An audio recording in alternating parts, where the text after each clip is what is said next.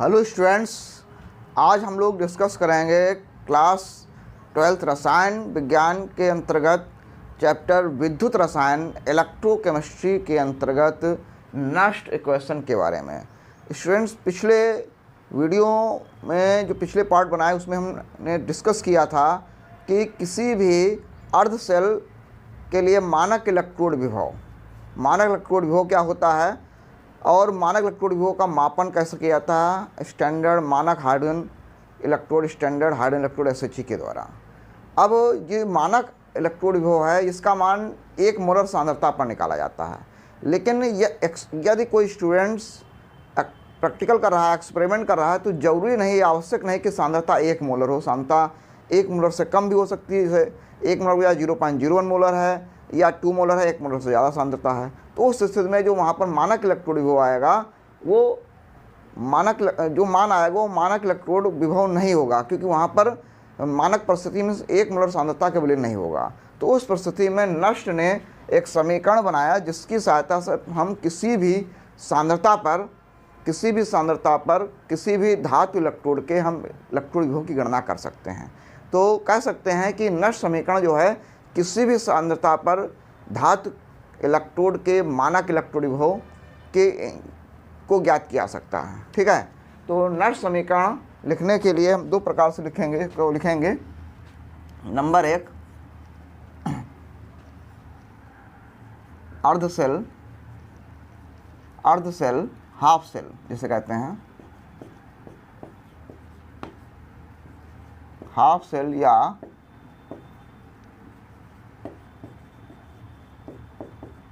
Electrode के लिए नष्ट समीकरण,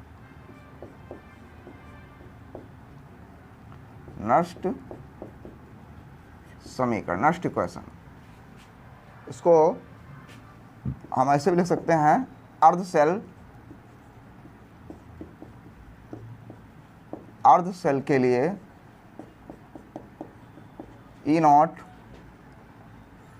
E व E0 में संबंध ऐसे ही पूछा जा सकता है। मतलब अर्ध सेल के लिए किसी भी सांद्रता पर इलेक्ट्रोड विभव किसी भी सांद्रता इलेक्ट्रोड विभव E और मानक परिस्थितियों में इलेक्ट्रोड विभव E0 में संबंध। तो हम 2 प्रकार से उसको डिस्कस करेंगे। या तो हम अर्ध सेल के लिए किसी भी सांद्रता पर इलेक्ट्रोड विभव और मानक इलेक्ट्रोड विभव में संबंध कह सकते हैं, या अर्ध सेल के लिए नष्ट समीकरण कह सकते हैं। तो लिखेंगे, देखिए किस प्रकार से व्यंजक निकलेगा। माना एक अर्ध सेल हाल्फ सेल अभिक्रिया निम्न है।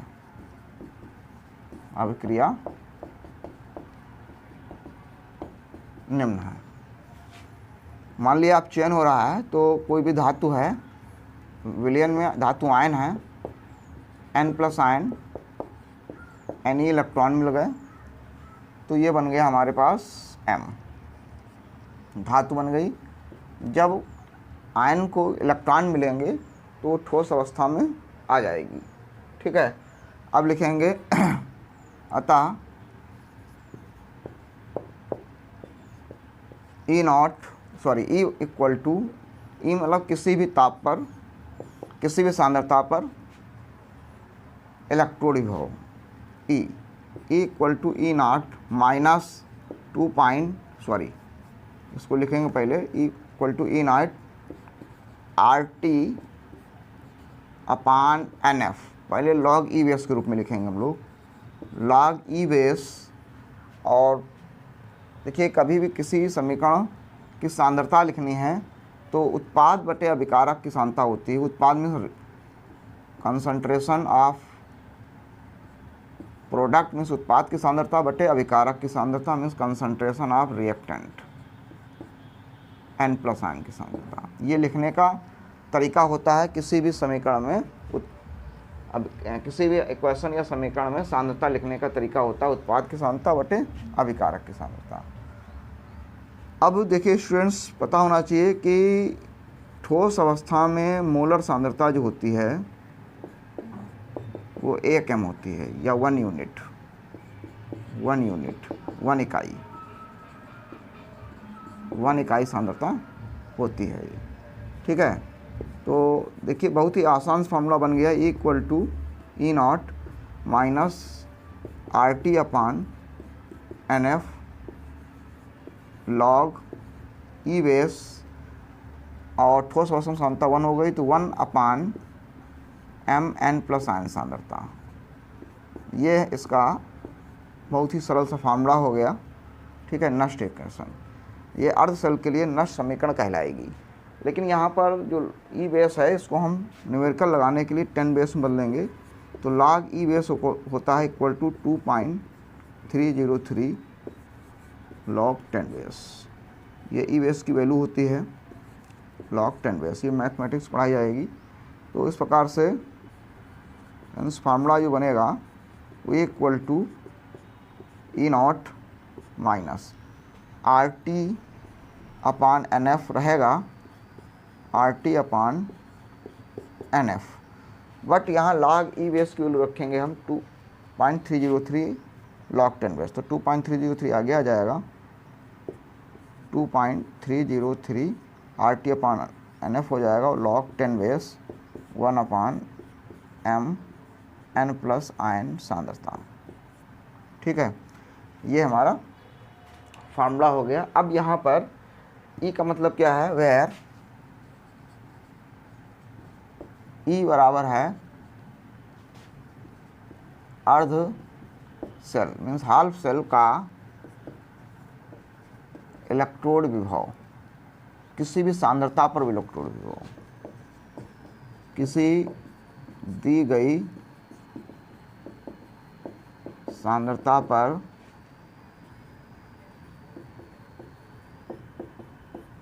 इलेक्ट्रोड विभव। फिर है ई नॉट, तो ई नॉट के बारे में सभी लोग जानते हैं, ये होगा मानक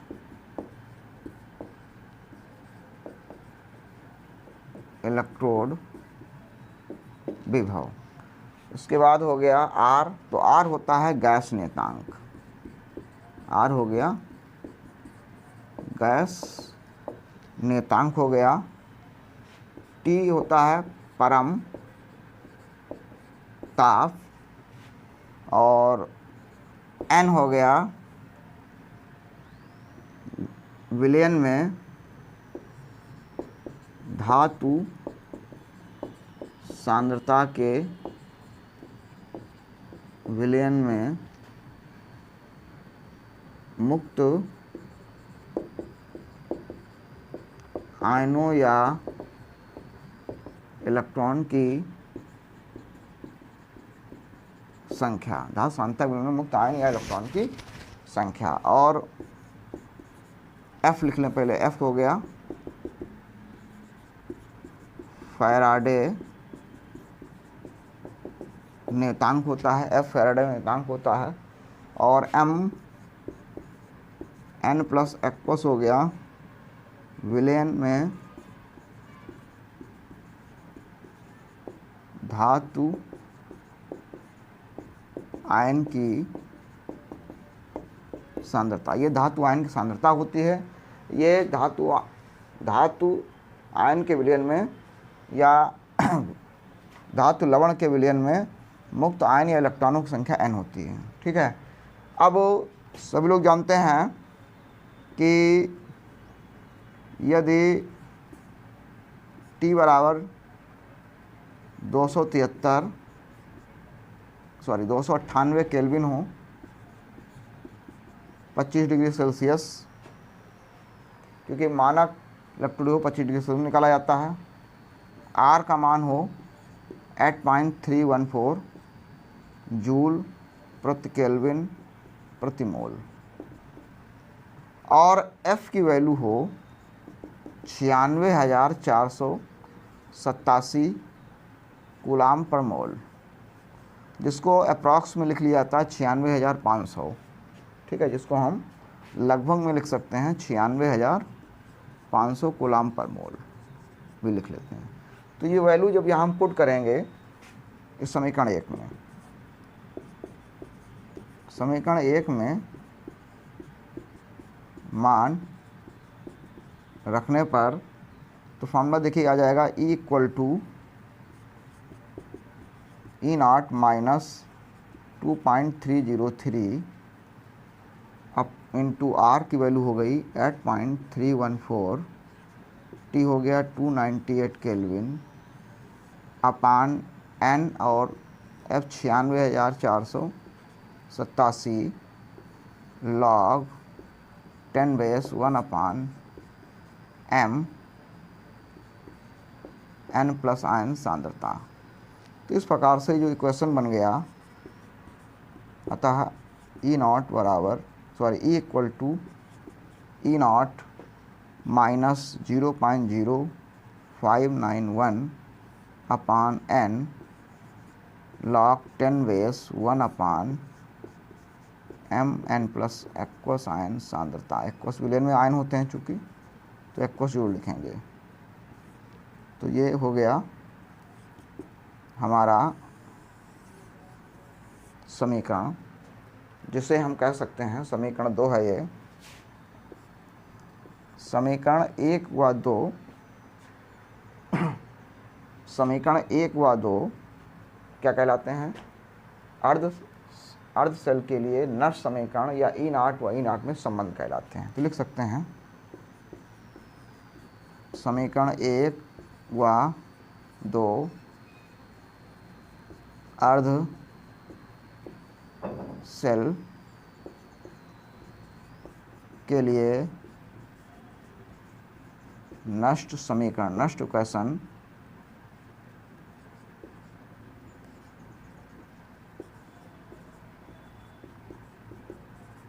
कहलाते हैं। ठीक है स्टूडेंट्स, तो देखो एक बार फिर से देखते हैं। ये मान लिया, माना एक अर्ध सेल अभिक्रिया हो गई, ये विलयन में आयन हो गए जिनको इलेक्ट्रॉन मिलेंगे तो मेटल बन जाएगी। अब ये नष्ट समीकरण बनाया गया E equal to E0 minus RT upon NF log E base धातु आयन सांद्रता, ठोस अवस्था में सांद्रता बटे विलयन में आयनों की सांद्रता। लेकिन ठोस अवस्था में सांद्रता 1m होती है तो इसका मान 1 हो जाएगा। और log E base value 2.303 log 10 base होती है, तो यहाँ पर वैल्यू पुट करेंगे तो क्वेश्चन बन जाएगा E equal to E0 2.303 RT upon NF log 10 base 1 upon n plus ion सांद्रता। ये नष्ट का प्रथम समीकरण बोला जाता है। अब E0 का मतलब होता है किसी भी सांद्रता पर इलेक्ट्रोड हो, E0 मानक इलेक्ट्रोड हो, R का नियतांक हो गया, T हो गया परमताप, N हो गया मुक्त इलेक्ट्रॉनों या आयनों की संख्या, F फैराडे नियतांक हो गया, M हो गया धातु आयनों की सांद्रता।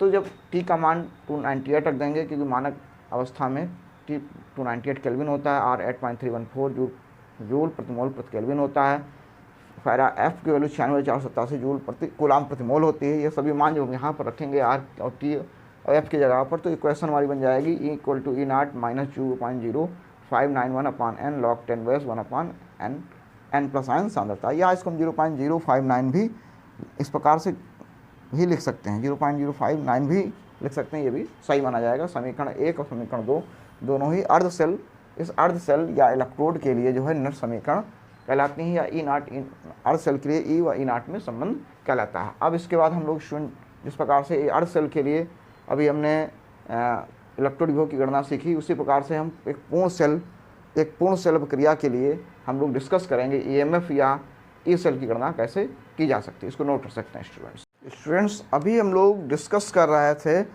अर्ध सेल अभिक्रिया के लिए नष्ट समीकरण या E व E0 में संबंध, जिसका मान आया था अर्ध सेल मीन्स हाफ सेल के लिए नष्ट समीकरण E0 equal to E equal to E0 minus 0.0591 upon n log 10 base 1 upon m n plus ion सांद्रता। ये फॉर्मूला अभी हम लोगों ने ज्ञात किया जो है, ठीक है, अर्ध सेल के लिए। अब इसको एग्जाम्पल के द्वारा हम लोग समझते हैं। जैसे हमारे पास उदाहरण में Zn से या Zn 2 plus plus 2E gives out Zn। एक ये अभिक्रिया हो रही है। ठीक है स्टूडेंट्स, अब इस अभिक्रिया के लिए हम लिखेंगे इलेक्ट्रोड विभव की गणना करेंगे किसी भी ताप पर, तो किसी भी सांद्रता पर। तो E equal to E0 minus 0.0591 upon N। तो N कितने इलेक्ट्रॉन है यहाँ पर, स्थानांतरित इलेक्ट्रॉन कितने होंगे, 2 लॉग 10 बेस। आयन होते हैं विलयन में, तो ये एक्वस हो गया, और Zn होता है ठोस, तो ये Zns पर लिखा जाएगा Zns ठोस, और अपान नीचे रहेगा Zn 2+ आयन सांद्रता विलयन में, इस प्रकार से। क्योंकि Zns ठोस अवस्था में है सांद्रता, इसलिए इसका मान 1 होगा। तो E इक्वल टू आ जाएगा E0 minus 0.0591 upon 2 log 10 base 1 अपान Zn 2+ एक्वस सांद्रता, 2+ आयन सांद्रता। चाहे तुम इसको ऐसे भी लिख सकते हैं, यहाँ पर E0 है तो ये अपचयन क्रिया है, इसलिए Zn 2+ आब्लिक Zn, यहाँ भी लिख सकते हैं Zn 2+ आब्लिक Zn, या केवल ऐसे E0 लिख दें तब भी सही माना जाएगा। तो ये अर्धशलभ क्रिया का एक एग्जाम्पल होगा। अब लेते हैं, माना जिस प्रकार से अभी हमने डिस्कस किया कि अर्ध सेल के लिए नष्ट समीकरण, उसी प्रकार संपूर्ण सेल के लिए हम नष्ट समीकरण निकालेंगे। माना एक संपूर्ण सेल अभिक्रिया, या जिसे रेडॉक्स अभिक्रिया भी कहते हैं, क्योंकि ऑक्सीकरण अपचयन दोनों क्रियाएं होती हैं संपूर्ण सेल में। अभिक्रिया निम्न है, N1A plus N2B। N1 N2 अणुओं की आयनों की संख्या या अणुओं की संख्या हो जाएगी M1C प्लस M2D। तो देखें क्या हो जाएगा, मान लिखेंगे। अतः क्योंकि ये सेल अभिक्रिया है तो यहाँ पर EMF लिखा जाएगा, EMF या E cell equal to E cell naught minus RT upon NF log E base. अब देखिए, हमने बताया था कि उत्पाद की सांद्रता बटे अभिकारक की सांद्रता। तो उत्पाद की सांद्रता यहाँ पर हो जाएगी C, तो C की सांद्रता की घात M1 और D की सांद्रता घात M2 अपान हो जाएगा A की सांद्रता की घात N1 और B की सांद्रता घात N2।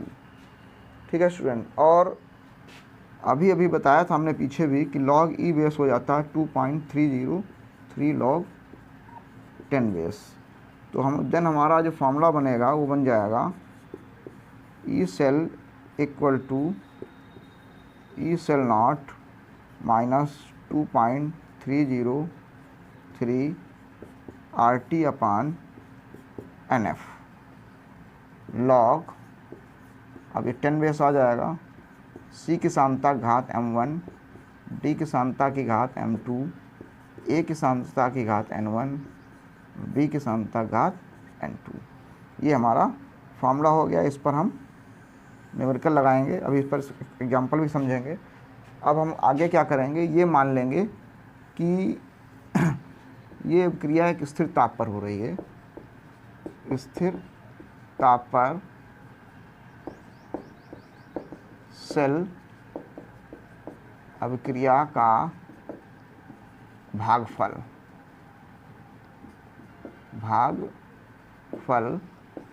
Q, सेल अभिक्रिया का भागफल जो होता है वो Q का वैल्यू होती है, वो C की सांद्रता की घात M1, D की सांद्रता घात M2, A की सांद्रता की घात N1 और B की सांद्रता घात N2। मतलब अभिकारक उत्पाद की सांद्रता का गुणनफल और अभिकारक की सांद्रता के गुणनफल का अनुपात जो होता है अभिक्रिया का भागफल Q कहलाता है। तो इसको समीकरण हम 1 कर लेते हैं।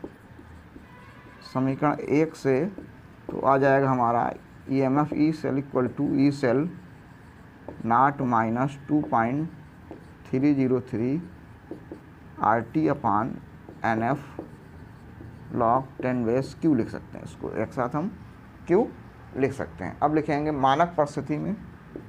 मानक परिस्थिति का मतलब ये है, परिस्थिति में ताप हमारा 298 केल्विन होगा, गैस स्थिरांक का मान R 8.31 होगा, F फैराडे नेतांक 96,487 या 96,500 होगा।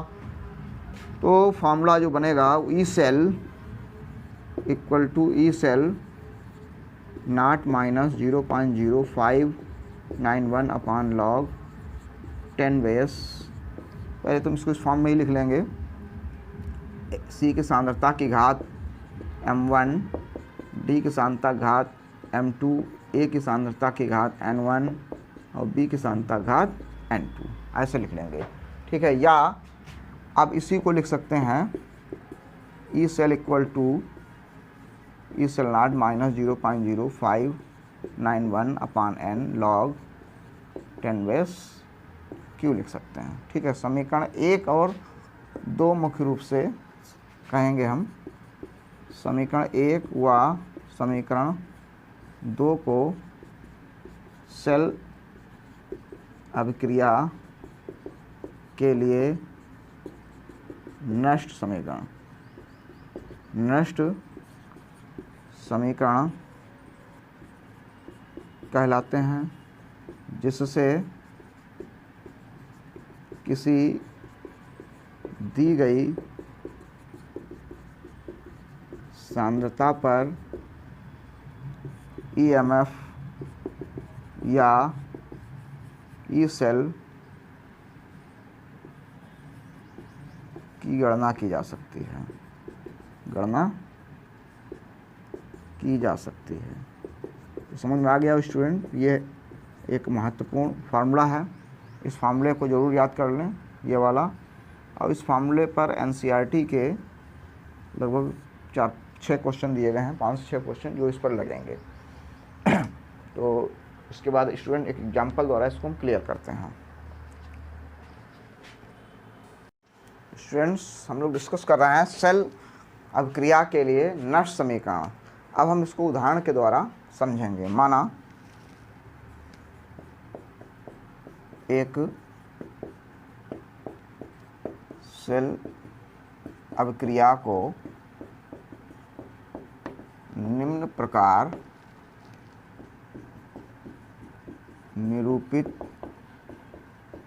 किया गया है।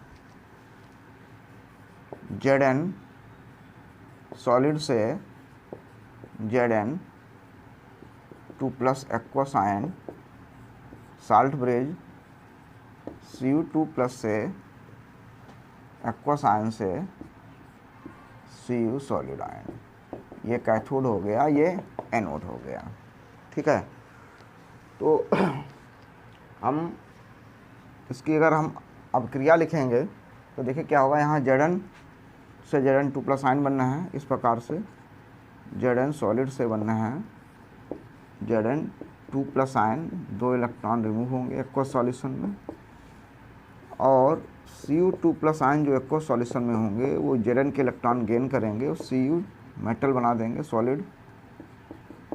दोनों को हम जोड़ देंगे, तो ये जोड़ेंगे तो आ जाएगा Zn solid plus Cu2 plus aqueous. Electron cancel हो जाएंगे, gives out Cu solid plus Zn2 plus aqueous, इस प्रकार से। तो अब लिख सकते हैं, अतः दी गई अभिक्रिया के लिए नष्ट समीकरण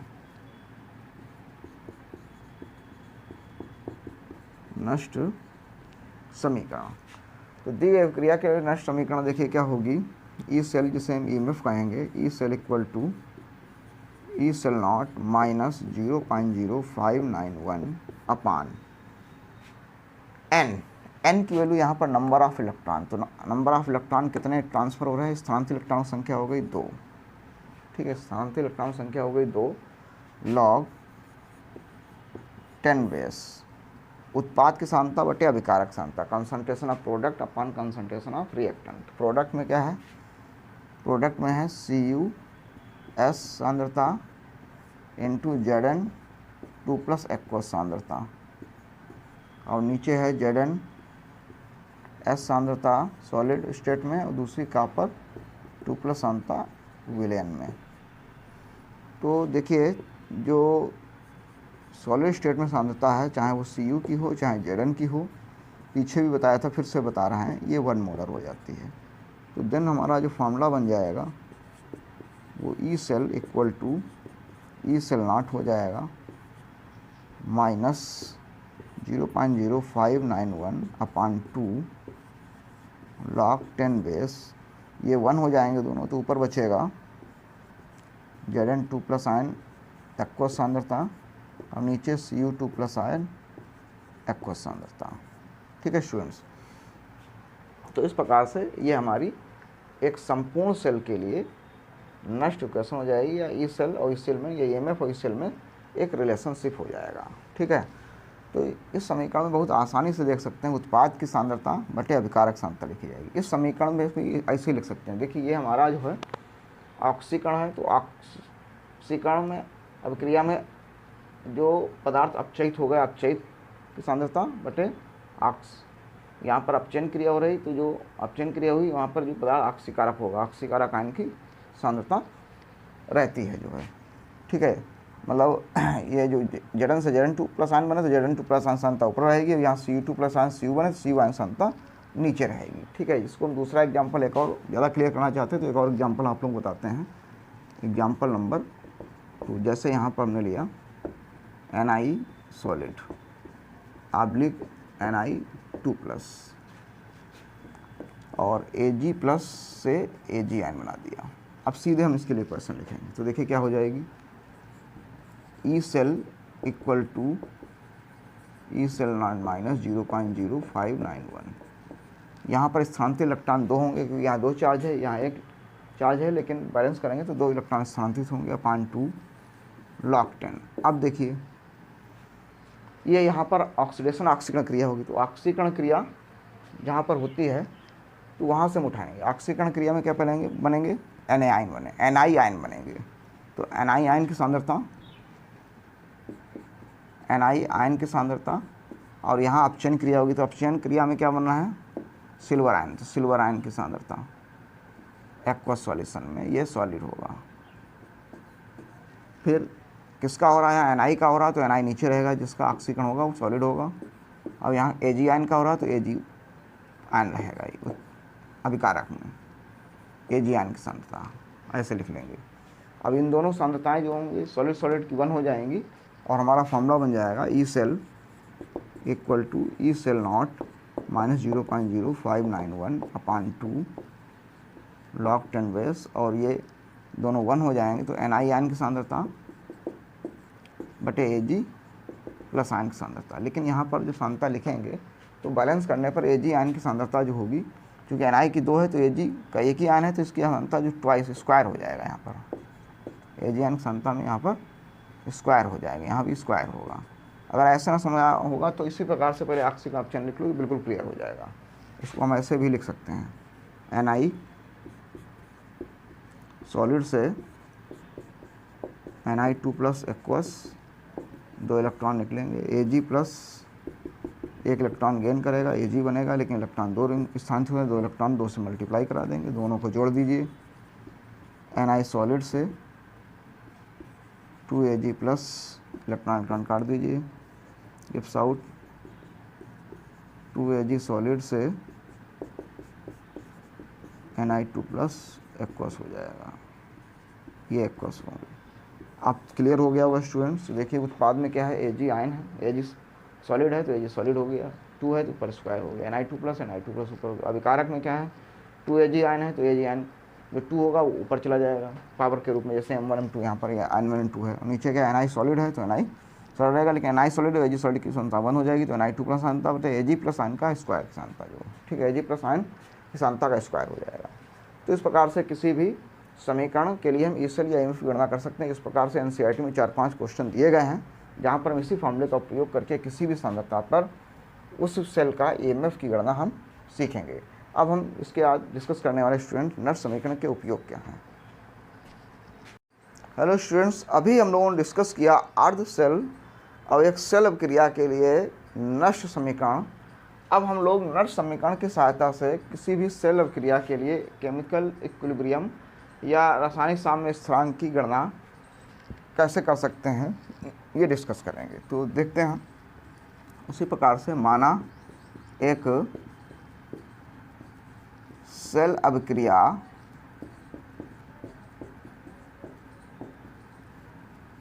निम्न है N1A N2B reversible arrow M1C M2D। अभिक्रिया के लिए नष्ट समीकरण E cell equal to E cell naught minus 2.303 RT upon NF log 10 base C की सांद्रता घात M1, D की सांद्रता घात M2, A की सांद्रता घात N1 और B की सांद्रता घात N2। तो ये एक सेल अभिक्रिया के लिए नट समीकरण हो गई। अब हमें साम्य स्थिरांक में निकालना। तो देखिए साम्य स्थिरांक क्या होता है स्टूडेंट्स। मान लिया एक सेल अभिक्रिया है ये Zn। सेल अभिक्रिया में Zn से Zn आयन बन रहा है और पहले से जो इसमें Cu आयन होंगे वो Cu आयन से Cu धातु बन रही है। तो जब सेल अभिक्रिया होती है तो Zn से Zn आयन बनते हैं, मीन्स Zn आयन की सांद्रता बढ़ती है। लेकिन जब Zn आयन बनेंगे तो इलेक्ट्रॉन मुक्त होंगे। वो इलेक्ट्रॉन क्या करेंगे, कैथोड पर पहुंचेंगे और जब कैथोड पहुंचेंगे तो Cu आयन द्वारा ग्रहण किए जाएंगे जिससे Cu बनेगा। तो Cu आयन की सांद्रता घटेगी। तो एक ऐसी अवस्था आती है जब Zn आयन की सांद्रता Cu आयन की सांद्रता के बराबर हो जाती है। मतलब जितने Zn आयन होंगे उतने ही Cu आयन होंगे। जब Zn आयन की सांद्रता Cu आयन के बराबर हो जाती है तो एनोड का विभव कैथोड के विभव के बराबर हो जाता है, जिससे दोनों के विभव का बराबर होने का विभवांतर शून्य हो जाता है। और विभवांतर जब शून्य होगा तो इस सेल का मान शून्य हो जाएगा। ठीक है, अगर ऐसा समझ आया तो इसको फिगर के द्वारा हम लोग समझ सकते हैं। जैसे मान लिया एक सेल ये है, एक सेल ये है, अर्ध सेल सेल बोलना है। एक ये Zn हो गई, एक Zn इलेक्ट्रोड हो गया और ये Cu हो गया। ठीक है, यहाँ पर ये हमारा साल्ट ब्रिज हो गया। इस प्रकार से रफली हम बना रहे हैं एक सेल। और यहाँ पर ये CuSO4 हो गया, यहाँ पर ZnSO4 हो गया। अब दोनों से एक वोल्टमीटर जोड़ दिया तो क्या होगा, Zn पर यहाँ पर ऑक्सीकरण क्या होगी, Zn से Zn2+ आयन बनेंगे तो सॉलिड से एक्वस सॉल्यूशन में आयन जाएंगे और इलेक्ट्रॉन निकलेंगे। ये इलेक्ट्रॉन इस वायर से होते हुए पहुँचेंगे कैथोड पर। तो कैथोड पर रिएक्शन होगी, Cu2+ पहले से ही होंगे यहाँ पर इस क्षण में इलेक्ट्रोड में, और ये इलेक्ट्रॉन गेन करेंगे और ये Cu बना देंगे, मेटल बना देंगे। तो धीरे धीरे क्या होगा, Cu आयन की सांद्रता पहले ज़्यादा होगी लेकिन कम होती जाएगी। Zn आयन सांद्रता कम होगी लेकिन जब Zn से Zn2+ बनेगा तो Zn सांद्रता बढ़ेगी। एक ऐसी जाएगी कि Zn आयन सांद्रता Cu आयन सांद्रता के बराबर होगी। दोनों आयनों की सांद्रता आपस में बराबर होगी कि यह सांद्रता बढ़ेगी, यह सांद्रता घटेगी। तो जैसे Cu सांद्रता घटती जाएगी एक ऐसी अवस्था आएगी Zn आयन सांद्रता Cu आयन सांद्रता बराबर हो जाएगी। उस स्थिति में जितना विभव होगा कि Zn इलेक्ट्रोड का उतना ही विभव C इलेक्ट्रोड, दोनों के इलेक्ट्रोड के विभव बराबर होंगे, जिससे विभवांतर जो होगा वो ई सेल जिसे विभवांतर कहते हैं वो 0 हो जाएगा। ठीक है, और ये अवस्था ही साम्य अवस्था कहलाती है। तो लिखेंगे स्थिर ताप पर साम्य अवस्था में ई सेल बराबर 0 होगा। ई सेल का मान 0 होगा। वह सेल अभिक्रिया के लिए, सेल अभिक्रिया जो हमारी है ये, इस सेल अभिक्रिया के लिए जो फॉर्मूला बनेगा वो क्या बन जाएगा, उसे लिखेंगे हम साम्य स्थिरांक। साम्य स्थिरांक, ठीक है, इक्विलिब्रियम कांस्टेंट जिसे कहते हैं। साम्य स्थिरांक मीन्स इक्विलिब्रियम कांस्टेंट। Kc बराबर इसे लिखेंगे C की साधारणता घात m1 और D की साधारणता घात m2। वैसे इसको भागफल लिखते हैं, लेकिन जब साम्यावस्था होगी तो साम्यावस्था में सांद्रताएं बराबर हो जाएंगी। Zn आयन ऑक्सीकारक और अपचयन की सांद्रताएं बराबर हो जाएंगी, जिससे यहाँ पर साम्य स्थापित हो जाएगा। और साम्य स्थापित होने पर साम्यावस्था में सेल लिखा है, साम्यावस्था में ई सेल 0 होगा और साम्यावस्था पर Kc का मान जो होगा उत्पाद की सांद्रता का अनुपात अभिकारक सांद्रता के अनुपात के बराबर हो जाएगा। अतः यहाँ पर लिखेंगे इसको समीकरण 1 में मान रख देंगे। समीकरण 1 में मान रखने पर देखिए क्या हो जाएगा। ई सेल का मान हो गया 0 equal to E cell naught, ये तो मानक मान है, ये 0 नहीं होगा, minus 2.303 RT upon NF log 10 base Kc। ठीक है, पक्षांतर कर लेंगे तो फॉर्मूला हमारा बन जाएगा। अतः ई सेल नॉट बराबर 2.303 RT upon NF log 10 base Kc। ये संबंध हमारा कहलाता है मानक सेल, मानक इलेक्ट्रोड विभव, सेल के इलेक्ट्रोड विभव, या मानक ई सेल नॉट और साम्य स्थिरांक में संबंध कहलाता है। अब इसको अगर हमें निकालना हो, Kc निकालना हो, तो फॉर्मूला क्या बनेगा। अतः Kc बराबर, देखिए इसको मल्टीप्लाई कराएंगे, तीसरी मल्टीप्लाई करा देंगे तो हो जाएगा NF ई सेल नॉट बराबर हो जाएगा 2.303 RT log 10 बेस Kc। ये हो जाएगा log 10 बेस Kc हो जाएगा। तो Kc चाहिए, अतः log 10 बेस Kc बराबर हो जाएगा NF E cell naught upon NF E cell naught upon 2.303 RT। तो ये भी एक फार्मूला हो गया। ठीक है, या इसको लिख सकते हैं, या Kc बराबर NT log लिख लेंगे, NT log NF E cell naught upon 2.303 RT और सभी मान रख देंगे तो हो जाएगा N E cell naught upon 0.0591 antilog, आगे एंटी लॉग लगा देंगे। एंटी लॉग F और RT के मान रख दिए जाएंगे तो फॉर्मूला बन जाएगा N E cell naught upon 0.0591। सभी मान रखे कैलकुलेट कर लें तो एंटी मान N ई सेल नॉट अपान 0.059। इस फार्मूले का प्रयोग करके हम Kc निकाल सकते हैं, और इस फार्मूले का प्रयोग करके अगर Kc पता है तो ई सेल निकाल सकते हैं।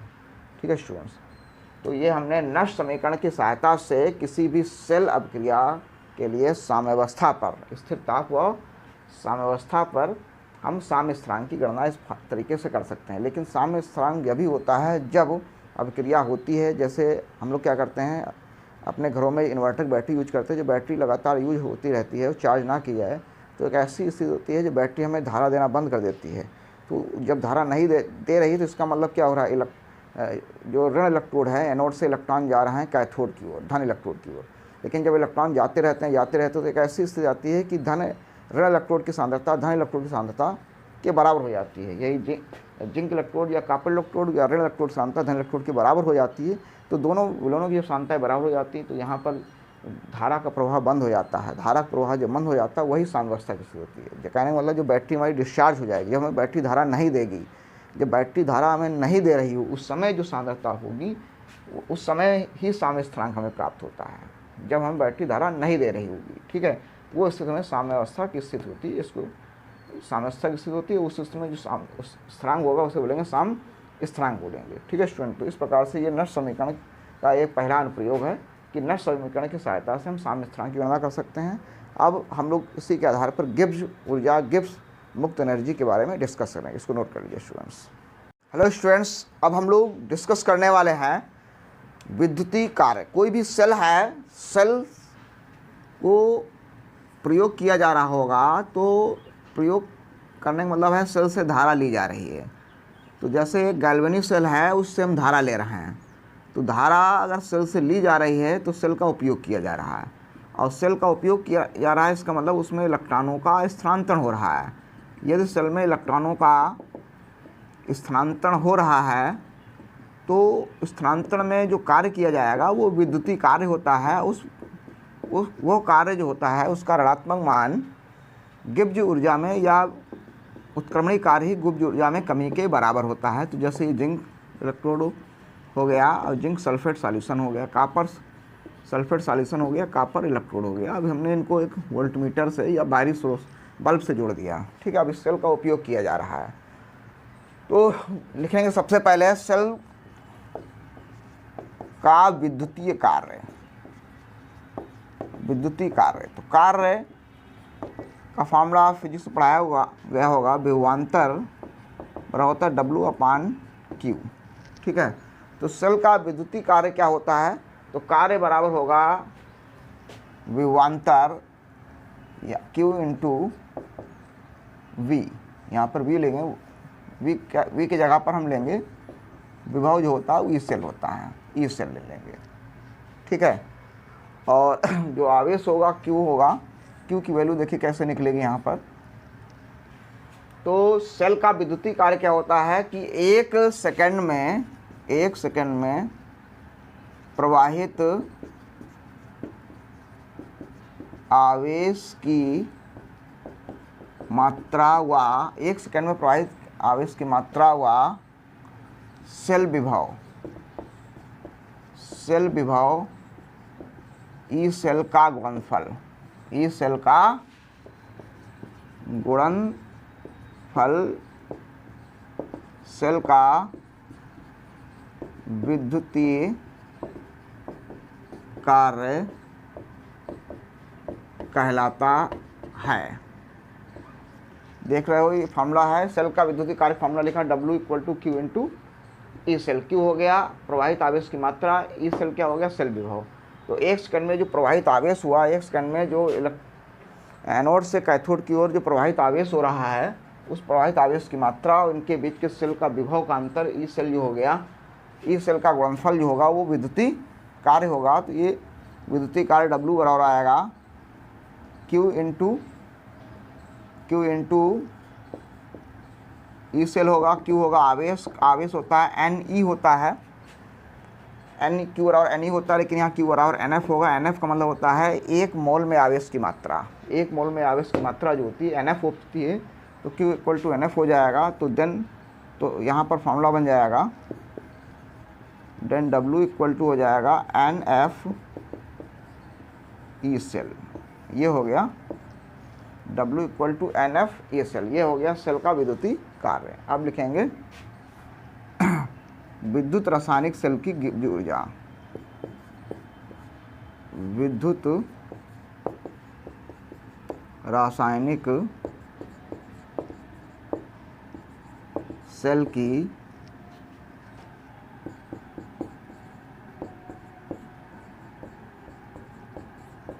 गिब्ज ऊर्जा। तो देखिए विद्युत रासायनिक सेल की गिब्ज ऊर्जा क्या होती है।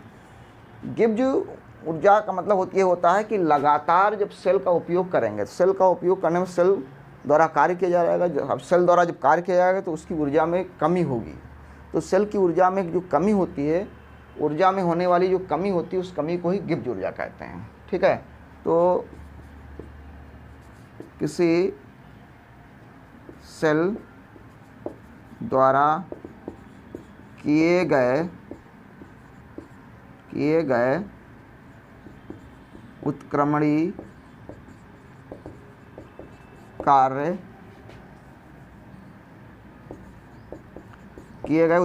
कार्य से कार्य द्वारा सेल की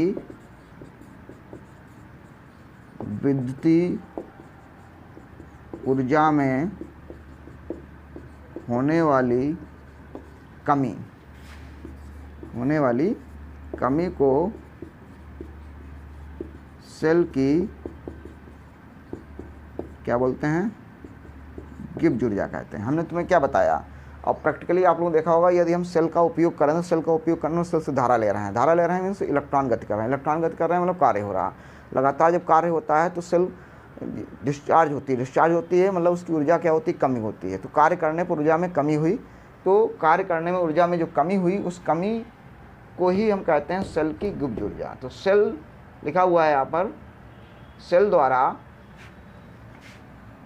किए गए उत्क्रमणीय कार्य, सेल द्वारा किए गए उत्क्रमणीय कार्य द्वारा, सेल द्वारा किए गए उत्क्रमणीय कार्य द्वारा सेल की विद्युतीय ऊर्जा में होने वाली कमी को, सेल की विद्युतीय ऊर्जा में होने वाली कमी को सेल की गिब्स ऊर्जा कहते हैं।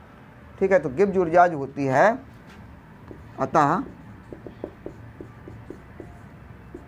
गिब्स ऊर्जा डेल्टा जी होती है, वो सेल द्वारा किए गए कार्य के ऋणात्मक मान के बराबर होती है, क्योंकि यहाँ पर कार्य करने से ऊर्जा में कमी हो रही है, इसलिए डेल्टा जी इक्वल टू होगा माइनस डब्लू। अतः ये फार्मूला जो बन जाएगा गिब्स ऊर्जा डेल्टा जी बराबर, डब्लू का मान हो गया एन एफ ई सेल, तो minus N F E cell formula हो गया। मानक परिस्थिति में, मानक परिस्थिति में डेल्टा जी नॉट हो गया minus N F E cell naught. ये गिब्स ऊर्जा का, गिब्स ऊर्जा और सेल विभव में संबंध कहलाता है। इसको स्टूडेंट नोट कर लें। फिर हम लोग देखते हैं कि गिब्स ऊर्जा तथा जो साम्य स्थिरांक उसमें क्या संबंध होता है, ये डिस्कस करेंगे हम लोग। नोट कर लीजिए इसको स्टूडेंट्स। अभी हम लोग गिब्स ऊर्जा का व्यंजक पढ़ रहे थे, अब पढ़ेंगे गिब्स ऊर्जा और साम्य स्थिरांक में संबंध, रिलेशन बिटवीन गिब्स ऊर्जा एंड इक्विलिब्रियम कांस्टेंट। तो देखते हैं, क्योंकि गिब्स ऊर्जा डेल्टा जी नॉट बराबर है minus N F E cell naught, और अभी अभी हम लोगों ने डिस्कस किया था कि ई सेल नॉट बराबर था formula 2.303 RT upon N F log 10 base K C. तो ये वैल्यू हम रख देंगे इस ऊपर वाले समीकरण में, समीकरण 1 में मान रखने पर। तो यहाँ पर ई सेल नॉट है, ई सेल नॉट का मान ये रख दिया जाएगा। तो फॉर्मूला देखिए क्या बनेगा, डेल्टा जी नॉट बराबर माइनस एन एफ और ई सेल नॉट का मान हो जाएगा इंटू 2.303 RT अपान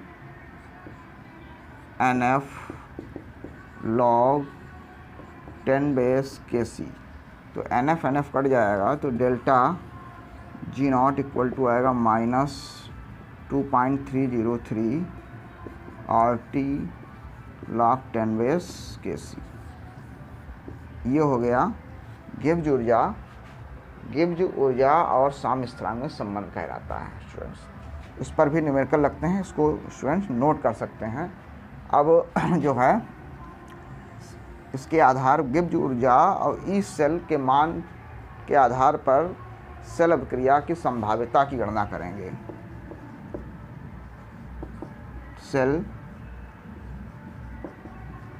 अभिक्रिया की फिजिबिलिटी जिसे बोलते हैं,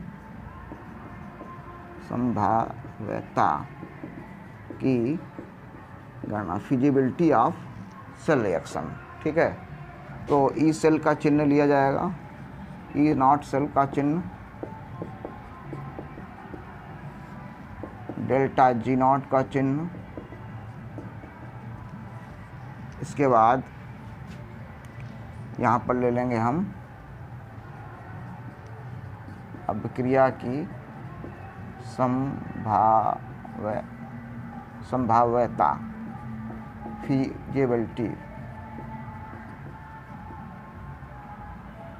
फिजिबिलिटी देखेंगे होगी फिजिबल या नहीं होगी। तो देखिए ये इस फार्मूले का प्रयोग किया जाएगा यहाँ पर, जो पीछे निकाला था हम लोगों ने, डेल्टा जी और minus NF E cell naught, इस फार्मूले का हम यूज करेंगे। तो देखिए अगर हमारे पास ई सेल का मान धनात्मक है और ई सेल का मान धनात्मक है तो डेल्टा जी का मान ऋणात्मक होगा, और डेल्टा जी का मान अगर ऋणात्मक है तो डेल्टा जी का मान ऋणात्मक होने का मतलब ये हुआ कि ये ई सेल लिया जाएगा। चलो ऐसे ले लो, अगर डेल्टा जी का मान ऋणात्मक है तो उस स्थिति में यहाँ पर अभिक्रिया संभव है, अभिक्रिया संभव है, क्योंकि पीछे बताया था हमने पिछले वीडियो में कि अगर ई सेल धनात्मक है तभी अभिक्रिया संभव होगी। ई सेल या ई सेल नॉट धनात्मक है तो अभिक्रिया संभव है। तो यहाँ ई सेल नॉट धनात्मक है और ई सेल धनात्मक है, डेल्टा जी ऋणात्मक है। ऋणात्मक मतलब गिब्स ऊर्जा में कमी हो रही, गिब्स ऊर्जा में कमी हो रही, इसका मतलब अभिक्रिया संभव होगी, ठीक है। बट अगर ई सेल नॉट का मान माइनस हो जाए, ई सेल नॉट माइनस हो जाए और डेल्टा जी का मान प्लस हो जाए, इसका अपोजिट हो जाए, है ना। अगर ई सेल नॉट का मान माइनस हो जाए और डेल्टा जी का मान प्लस हो जाए तो उस स्थिति में प्लस होने का मतलब गिब्स ऊर्जा में वृद्धि हो रही, जो कि संभव नहीं है, इसलिए अभिक्रिया संभव नहीं है, अभिक्रिया संभव नहीं है, ठीक है। अगर यहाँ पर ई सेल का मान 0 है, डेल्टा जी का मान 0 है तो लिखेंगे अभिक्रिया साम्य अवस्था में होगी, साम्य अवस्था में होगी। ये साम्य अवस्था की अवस्था होगी, ये आप लोगों को पता होना चाहिए। ऑब्जेक्टिव में कभी कभार ये पूछ दिया जाता है, इसको स्टूडेंट नोट कर सकते हैं। ये गिब्स ऊर्जा और साम्य स्थान में संबंध हो गया, ये फिजिबिलिटी हो गई कि कब अभिक्रिया संभव है, कब अभिक्रिया संभव नहीं है। अब इसके बाद लास्ट टॉपिक हम लोग डिस्कस करेंगे, नर्स समीकरण के आधार पर किसी भी विलेन का पीएच कैसे निकाला जा सकता है। तो पीएच मान की गणना सीखेंगे हम लोग। हेलो स्टूडेंट्स, अब हम लोग डिस्कस करेंगे नष्ट इक्वेशन, नष्ट समीकरण की सहायता से मानक हाइड्रोजन इलेक्ट्रोड से विलेन की सांद्रता की गणना। तो देखिए ये एक सेल दी गई है जिसमें एक, क्योंकि इस सेल में 2 इलेक्ट्रोड होते हैं, एक एनोड और कैथोड। एनोड भी हाइड्रोजन इलेक्ट्रोड है और कैथोड भी हाइड्रोजन इलेक्ट्रोड है, लेकिन एनोड का जो हाइड्रोजन इलेक्ट्रोड है उसमें जो सांद्रता है वो अज्ञात सांद्रता है, और दूसरी तरफ जो हाइड्रोजन इलेक्ट्रोड है वो ज्ञात सांद्रता 1 मोलर सांद्रता का विलेन है। ये SHE है, मतलब कैथोड हमारा एक SHE है और ये एक सामान्य हाइड्रोजन इलेक्ट्रोड है। तो यहाँ पर जो क्रिया होगी तो इस प्रकार से होगी, PT इलेक्ट्रोड होगा और यहाँ पर बनेगा हाफ H2 से बन रहा है, हाफ H2 से बन रहा है H आयन, एक इलेक्ट्रॉन निकलेगा, ठीक है। ये अभिक्रिया एनोड पर होगी, माइनस कैथोड पर जो अभिक्रिया होगी यहाँ पर बनेगा, कैथोड पर H आयन होंगे, H आयन इलेक्ट्रॉन लेंगे और बन जाएंगे हाफ H2, ठीक है। ये भी PT इलेक्ट्रोड पर होगी अभिक्रिया, दोनों में सेम अभिक्रिया होगी, बस अंतर यह होगा कि एनोड पर जो H आयन सांद्रता है वो अज्ञात है और कैथोड के H आयन की सांद्रता हमें ज्ञात है। तो यहाँ पर देखिए रिएक्शन जब लिखी जाएगी वो लिखी जाएगी इस प्रकार से, half H2 gas, electron cancel हो जाएंगे, प्लस H आयन सांद्रता। H आयन सांद्रता ये इसकी सांद्रता है 1 मोलर, गिव्स आउट हाफ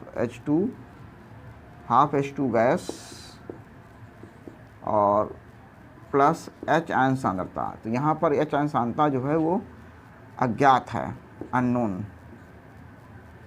यहाँ लिख देंगे अज्ञात सांद्रता। अतः ई सेल, अतः नष्ट समीकरण, अतः नष्ट समीकरण। देखिए नष्ट इक्वेशन इसके लिए क्या बनेगी, E cell equal to E cell naught minus 0.059 upon n log 10 base, product की कंसंट्रेशन हो जाएगा H2, तो गैस है तो PH2 की पावर 1/2 इंटू H आयन सांद्रता जो कि अज्ञात है। उत्पाद में अभिकारक की सांद्रता हो गई रिएक्टेंट की PH2 की पावर 1/2 इंटू H आयन सांद्रता, इस प्रकार से हो जाएगा, ठीक है स्टूडेंट्स। अब यहाँ पर चूँकि ई सेल की जो वैल्यू होगी, ई सेल नॉट की वैल्यू तो 0.00 रहेगी। तो इस प्रकार से यहाँ पर देखिए क्या माना जाएगा, मान रखेंगे तो ई सेल इक्वल टू आ जाएगा 0.0 माइनस 0.0591 अपान एन। एन की वैल्यू जो हो जाएगी, एन हो जाएगी क्योंकि एक इलेक्ट्रॉन स्थानांतरित हो रहा है, log 10 बेस और यहाँ पर pH2 गैसीय अवस्था में प्रेशर दोनों अभिकारक उत्पाद दोनों के लिए 1 बार है, तो 1 हो जाएगा। ऊपर जो H आयन सांद्रता है ये अभिकारक उत्पाद की सांद्रता है और ये क्या है, अज्ञात है, लिखा हुआ pH आयन, ये अज्ञात सांद्रता है जो कि हमें डिटरमाइन करनी है ना स्टूडेंट्स।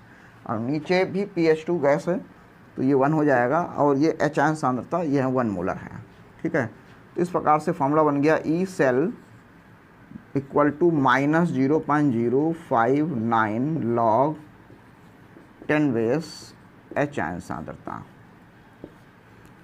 ये भी एक फार्मूला है जो ई सेल और H आयन सांद्रता के बीच रिलेशनशिप हो गया। अब देखिए ये 11th फार्मूला पढ़ाया गया, pH इक्वल टू होता minus log 10 base H ion सांद्रता, है ना स्टूडेंट्स। तो यहाँ log H आयन सांद्रता और माइनस भी है तो इसको हम पूरे को लिख सकते हैं, pH लिख सकते हैं। तो देन हमारा फार्मूला बन जाएगा ई सेल इक्वल टू 0.059 और minus log 10 base H ion को क्या लिख लेंगे हम, pH। तो ये फार्मूला हो गया ई सेल और pH के बीच। अगर हमें pH निकालना है तो pH इक्वल टू हो जाएगा, ई सेल को हम डिवाइड कर देंगे 0.059 से। तो इस दोनों फार्मूलों की सहायता से हम ई सेल, अगर pH दिया है ई सेल निकालना है तो इस फार्मूले का प्रयोग कर लेंगे, अगर pH निकालना है ई सेल दिया तो इस फार्मूले का प्रयोग हम कर लेंगे। अब एक एग्जाम्पल के द्वारा समझते हैं जो NCERT में दिया गया है। यदि pH बराबर 10 तो ई सेल का मान ज्ञात करो। तो देखिए बहुत ही आसान से फार्मूला लगा देंगे सीधे सीधे, वहाँ डेरिवेशन करने की जरूरत नहीं, फार्मूला केवल याद रखिए E cell equal to minus 0.059 pH, ये फार्मूला याद रखिए। तो ई सेल इक्वल टू हो जाएगा 0.059 और pH हो जाएगा 10, तो हमारा ई सेल हो गया 10 से मल्टीप्लाई करेंगे 0.59 वोल्ट, ये इसका हो गया आंसर। तो स्टूडेंट्स इस प्रकार से आज हमने जो डिस्कस किया वो अर्ध सेल के लिए नट समीकरण के द्वारा अज्ञात सांद्रता पर इलेक्ट्रोड विभव निकाल सकते हैं, मानक इलेक्ट्रोड विभव का मान निकाल सकते हैं। फिर संपूर्ण सेल के लिए अज्ञात सांद्रता पर ई सेल का मान निकाल सकते हैं। फिर हमने डिस्कस किया साम्यावस्था पर केसी की गणना, इस केसी और गिब्स ऊर्जा में संबंध, गिब्स ऊर्जा गणना और केसी और गिब्स ऊर्जा में संबंध, और लास्ट में pH वैल्यू निकालना सीखा। तो स्टूडेंट अगर वीडियो अच्छा लगा हो तो साथ ही स्टूडेंट्स को ज़्यादा से ज़्यादा शेयर करें, और पिछली अगर वीडियो स्टूडेंट देखना चाहते हैं तो हमारे टेलीग्राम पर जो चैनल है मनीष सर केमिस्ट्री वर्ल्ड के नाम पर, वहाँ पर सभी वीडियो पड़े हुए हैं जहाँ से वीडियो आप देख सकते हैं। Thank you.